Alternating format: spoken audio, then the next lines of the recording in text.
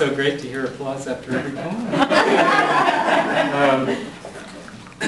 This next poem is a true story of sorts, and it begins with a quote from, well, I just realized I'm wearing this Thoreau t-shirt that my wife got me for Father's Day, and this starts with a quote by Thoreau, so that's synchronous. Be wary of any enterprise that requires new clothes. And the title of the poem is Barbie Dolls.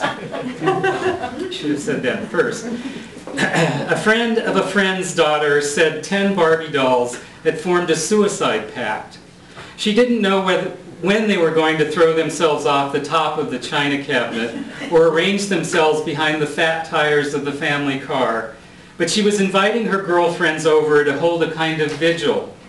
Before they go, I imagine the 10 will want to pitch their tiny compacts into the sea, gorge themselves on pepperoni pizza, and tell Ken to take his sexless body off to the Tupperware convention in Sarasota.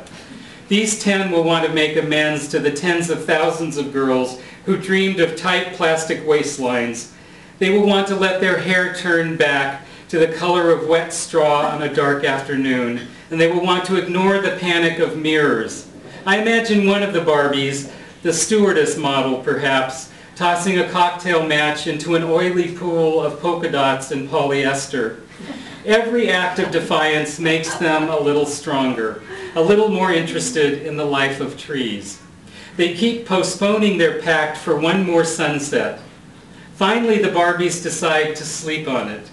Some arise the next day as evangelists with new names.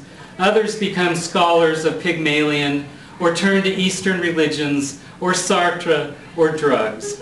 Maybe one or two attempt to go back, but one of the girls reading Thomas Wolfe calls out, "You can't go home again." For all 10, whether they suffocate themselves in chiffon or not, Barbie is dead, her grave marked by a bright pink handbag and matching heels.